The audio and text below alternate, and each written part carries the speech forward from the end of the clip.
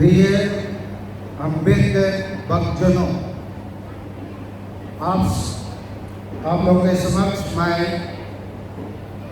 10 मुख्य पॉइंट्स रखने वाला हूँ। उसको गौर से देखिए, ध्यान से सुनिए और ये हम सबों को लाभान्वित करेंगे। अगर आप लोग मुझसे पूछेंगे, थोड़े से ध्यान से सुनिए, उसके बाद फादर कैसे बोल रहे हैं ऐसे गलत मत सोचिए, पहले ध्यान से सुनिए। अगर आप लोगों में कोई मुझसे पूछेंगे धार्मिक रूप से कोई मुझसे पूछ लिया या प्रश्न किया, दुनिया में सबसे अच्छे धर्म ग्रंथ कौन सा है, एक ईसाई होने के नाते मैं फट से बोल दूंगा बाइबल। अगर एक अच्छे नागरिक होने के कारण, एक भारत का नागरिक होने के कारण भारत का धर्म ग्रंथ कौन सा अच्छा है, कौन सा ऊंचा है, कौन सा सर्वश्रेष्ठ, कोई मुझसे पूछेंगे तो मैं एक नागरिक के रूप में मैं अपना बाइबल का नहीं बताऊंगा। अगर मैं बताऊंगा तो यहाँ पर कुछ लिखा है, भारतीय संविधान। ये संविधान सबको मैं हटाकर मैं वहीं पर ये शब्द रखूंगा, भारतीय धर्म ग्रंथ के अमर सिद्धकार। मैं क्या बोल रहा हूँ, भारतीय धर्म ग्रंथ। मैं इसको संविधान भी नहीं बोलूंगा, उसको मैं भारतीय धर्म ग्रंथ का अमर सिद्धकार, नारी समाज के उदाहरण एवं ज्ञान के प्रतीक विश्वरत्न बाबा साहब डॉक्टर अंबेडकर, जिसका हम 134वां जन्मदिवस मना रहे हैं और वो आज स्वर्ग से हमारे इस कार्यक्रम देख रहे हैं, इसीलिए मैं उनको हैप्पी बर्थडे कहकर मैं अपना उद्बोधन शुरू करता हूँ। मैं पहले ही बताया, अगर कोई मुझसे पूछेंगे हमारा भारत देश का सबसे बड़ा धर्म ग्रंथ कौन सा है, मैं बताऊंगा हमारा भारत का संविधान है। क्यों हमारा भारत का संविधान हमारे लिए ऊंचा है, सर्वश्रेष्ठ है? वो इसलिए है क्योंकि वो सबके लिए समानता देता है, भाईचारा देता है और स्वतंत्र देता है, बोलने का अधिकार देता है, पढ़ने का अधिकार देता है और इसलिए वो सर्वश्रेष्ठ है। और आजकल हमारे भारत में ये श्रृंखला चल रहा है, जैसे हम लोग हमारे भाई बार बार अभी नारा लगाते हैं, उसी प्रकार इन दिनों में बहुत नारा लगाया जाता है भगवान के नाम से। ये नारा को सुन के भगवान मंदिर से बाहर आकर खड़े होकर देखने लगा, अरे भाई बहुत सारे मेरे भक्तजन मेरे नाम से नारा लगा के आ रहे हैं, कौन है वो देखने के लिए वो बाहर निकल के आया। बाहर निकल के आके देखा तो वो नारे लगाने वाले जिस भगवान का नाम लेके नारा लगा रहे हैं, उस भगवान का मंदिर में नहीं गए, बगल में रहने वाले मस्जिद, मंदिर, गिरजाघर में चले गए। भगवान ने बोला, भक्तों तुम सब मेरा नाम लेकर नारा लगाइए, आप लोग इधर आइए, उधर कहाँ जा रहे हो? लोगों ने बोला, जो नारा लगाने वाले, ए भगवान हम आपसे मिलने के लिए आपका मंदिर में आएंगे तो केवल आपका दर्शन होगा, लेकिन हम अगर इस मंदिर में, इस मस्जिद में, एक गिरजाघर में जाएंगे तो हमारा पेमेंट होता है और हमारा पेट का पूजा होता है। यही है आज का हमारा भारत का असली वातावरण। समझ में आ रहे ना? ये दूसरा पॉइंट मैं आपको समझ रखना चाहता हूँ। तीसरा है, प्यारे भाइयों और बहनों, यहाँ हम लोग अंबेडकर का बहुत सारा देन के बारे में सुने हैं। क्या क्या अंबेडकर ने देन किया, उसमें 21 पॉइंट है। उसमें 22वां पॉइंट पे एक जोड़ के मैं आप लोगों को बताऊंगा। संसद में बोल रहा हूँ, ध्यान से सुनिए। अंबेडकर क्या हमारे लिए छोड़ के गया? अंबेडकर हमारे लिए रोजगार कार्यालय का समापन, एम्प्लॉयमेंट एक्सचेंज को छोड़ के गया है। कर्मचारी राज्य बीमा, एम्प्लॉय स्टेट इंश्योरेंस, महिलाओं का प्रशिक्षित अवकाश, मैटरनिटी लीव, काम का समय 12 से घटाकर 8 घंटे किया, वर्किंग आवर्स 12 to 8 आवर्स, अवकाश का वेतन, पेड हॉलीडे, हेल्थ इंश्योरेंस और कानून हड़ताल का अधिकार, legal strike act, provident fund और श्रमिक कल्याण कोष, लेबर वेलफेयर फंड, तकनीक प्रशिक्षण योजना, टेक्निकल ट्रेनिंग स्कीम और सेंट्रल इरिगेशन कमीशन, वित्त आयोग का गठन, प्रोविजन ऑफ फाइनेंस कमीशन, मतदान का अधिकार, राइट टू वोट, भारतीय संघीय कानून, India statutory law, central technical power board और हीराकुंड बांध और दामदेव वाली प्रोजेक्ट, उड़ीसा नदी परियोजना और बगरनागर डैम और the Son river valley project और रिजर्व बैंक ऑफ इंडिया। इतने सारा चीज अंबेडकर हमारे लिए देन करके गया है। इसी देन में और एक देन मैं छोड़ना चाहता हूँ।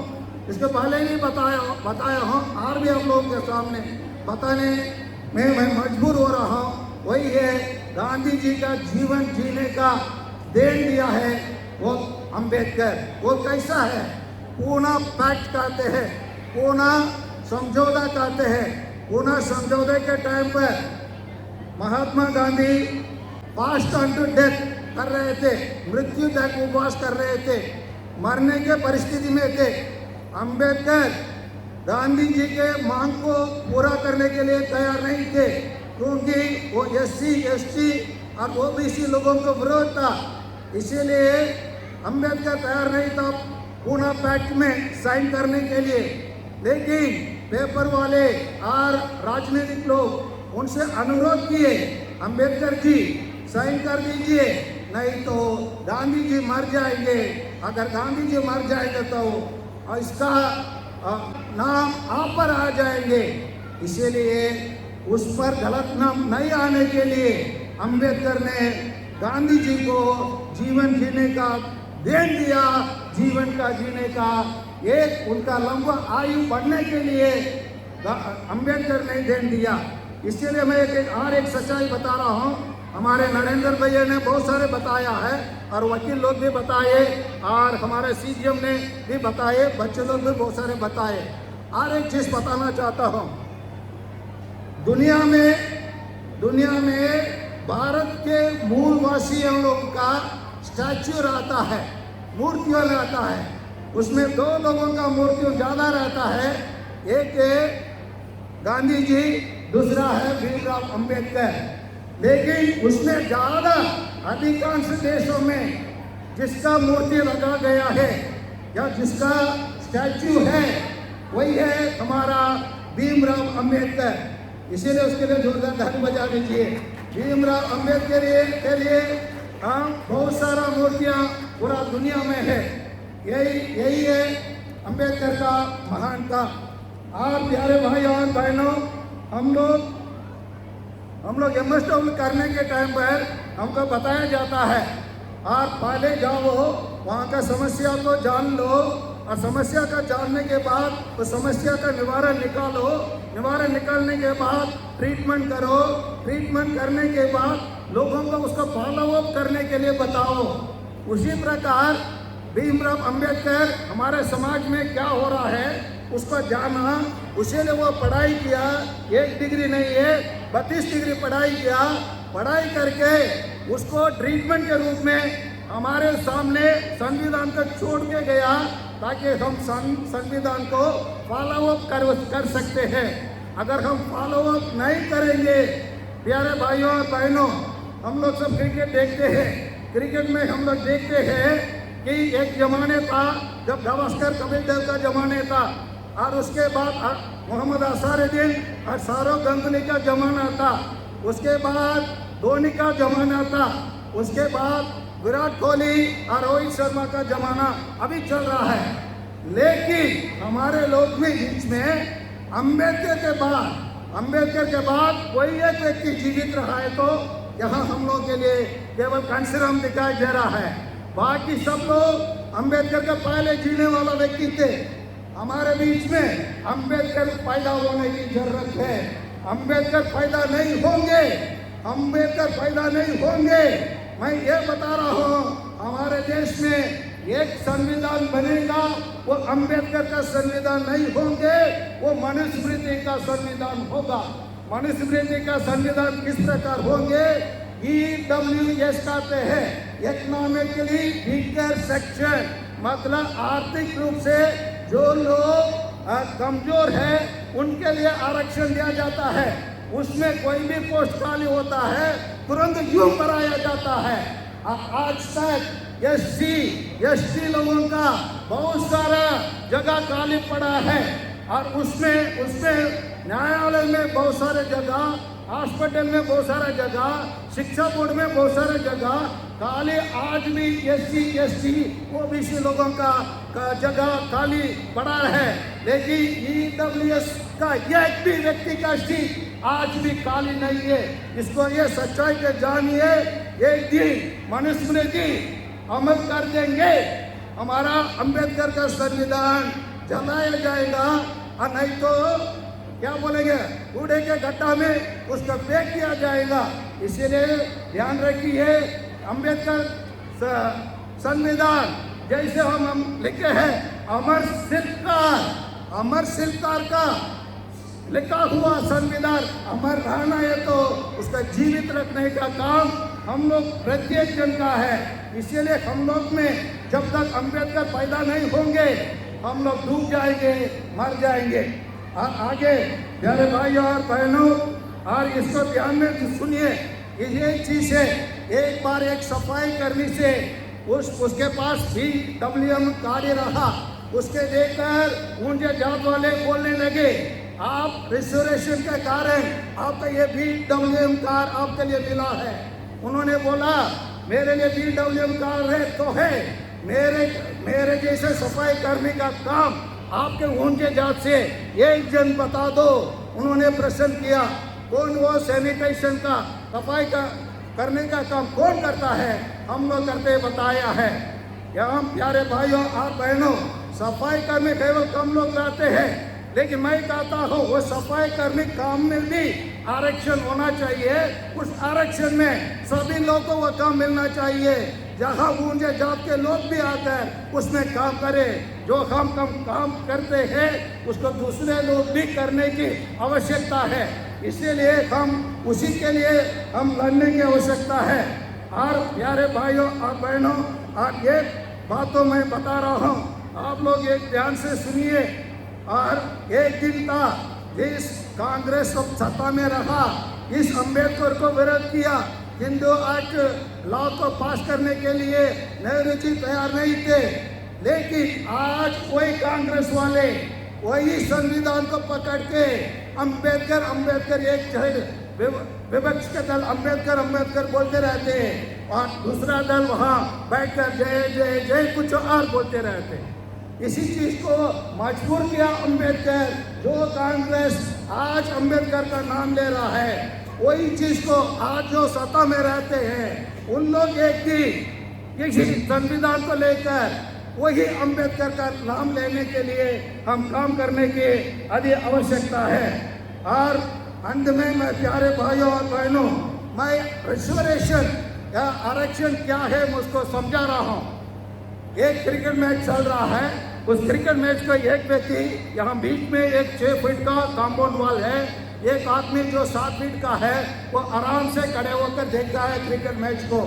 बगल में एक व्यक्ति रहता है जो 5 फीट का है और जो ये 3 फीट का है। ये 5 फीट वाला व्यक्ति, ये 3 फीट वाला व्यक्ति अगर क्रिकेट मैच देखना है तो उसके लिए क्या करना पड़ेगा? उसके लिए एक स्टूल देना पड़ेगा। जब स्टूल देंगे तब तो वो व्यक्ति खड़े होकर वो क्रिकेट मैच को देख सकता है। जो व्यक्ति ऑलरेडी 7 फीट का है उसके लिए रिजर्वेशन की कोई जरूरत नहीं होता है। यही चीज अंबेडकर ने किया। आप लोग जीवन के शुरू से आज तक, जमाने के शुरू से, युगों को पहले से आज तक आप लोग पूरा फायदा उठा कर लेके आए, लेकिन मेरे जात के लोग आज तक इसका अनुभव नहीं किए। जब तक उन लोग भी आपके समान 7 फीट हो जाएंगे, उसी दिन आरक्षण का कदम करेंगे, उसी दिन आरक्षण कदम होगा। और आरक्षण मतलब यही होता है जब सभी लोग एक साथ 7 फीट के बराबर हो। आप सम्मान पाए हो, आप ट्रेन में यात्रा करके आए हो, बर्थ में आज तक सो के आए हो। मैं पहले बार बर्थ में सो रहा हूँ, इसका अधिकार मेरे को पहले बार मिला है। और ये अधिकार मेरे लिए इसीलिए है, तुम पहले मेरे को वंचित किया, मेरे पहले मुझसे तू छीन लिया, इसीलिए मैं मांग रहा हूँ, इसीलिए मैं अपने लोगों को दे रहा हूँ बोलकर अम्बेडकर ने बताया। इसीलिए प्यारे भाइयों और बहनों, मैं अंत में ये कहते मैं अपने भाषण को विराम करना चाहता हूँ। प्यारे भाइयों और बहनों, अगर आप लोग जीना चाहते हैं तो अम्बेडकर जैसे जिए। अगर अम्बेडकर जैसे जीना है तो उनके समान शिक्षित बनिए, उनके समान संगठित रहिए, उनके समान संघर्ष करिए। अगर ऐसे नहीं जीना है तो मरिए। जीने से पहले बदले मरना अच्छा है। अगर हम उनके जो मनुस्मृति को और अन्य कोई कानून को बनाकर हमको गुलामी बनने के बदले हम उसके पहले मर जाना उचित है। इसलिए मैं प्यारे भाइयों और बहनों, आप लोगों को जगा रहा हूँ, आप लोगों को चेतावनी दे रहा हूँ, आप लोगों को यही बता रहा हूँ, हमारे पैर में कुदाले लग चुका है, हमारे अधिकार को छीन चुके हैं।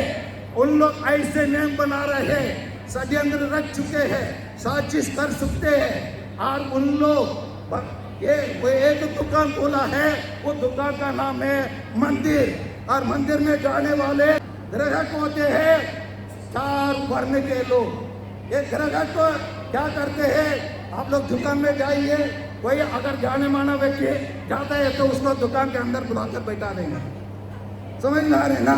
और बोलेगा भैया आपके लिए ये तो 10 रुपया का है, मैं आपके लिए 8 रुपया के दे दूंगा। यही है आज का मंदिर का बिजनेस। मंदिर में जो हो रहा है वो मंदिर में रहने वाला एक दुकानदार है और मंदिर में जाने वाला 4 वर्ण के लोग ग्राहक है। और बहुत सारा ग्राहक के साथ अन्याय किया जाता है। वो अन्याय से लड़ना है तो बनिए, तो अम्बेडकर बनिए, जीना हो तो अम्बेडकर जैसे जिए, नहीं जीना है तो मरिए, मरना उचित है। इसीलिए मैं प्यारे भाइयों और बहनों लोग से निवेदन करता हूँ, डू और डाई, करो नहीं तो मरो। करो तो अम्बेडकर जैसे काम करो, अम्बेडकर ऐसे शिक्षित बनो, अम्बेडकर जैसे संगठित रहो, अम्बेडकर जैसे संघर्ष करो। जब ये करेंगे हम उनके लिए वास्तविक श्रद्धांजलि हम दे सकते हैं। नहीं तो जो श्रद्धांजलि हम दे रहे हैं वो केवल एक दिखावा है, केवल नाम के लिए है, केवल नाम पूजा है और अन्य कुछ नहीं है। इसलिए प्यारे अम्बेडकर भक्तों, अम्बेडकर जैसे बनिए, अम्बेडकर जैसे बनेंगे हम लड़ सकते हैं, अम्बेडकर जैसे बनेंगे हम लोग जी सकते हैं, अम्बेडकर जैसे बनेंगे हम संविधान को अपना सकते हैं। नहीं तो हम कीटाणु जैसे मर जाएंगे। इतना कहकर मैं आप सबों को फिर एक बार धन्यवाद देता हूँ। और आज बहुत अच्छे प्रोग्राम देखने के लिए मिला है। सभी आयोजन करने वाले कमेटी को धन्यवाद देता हूँ। और अंत में जय अम्बेडकर, जय संविधान, जय भारत।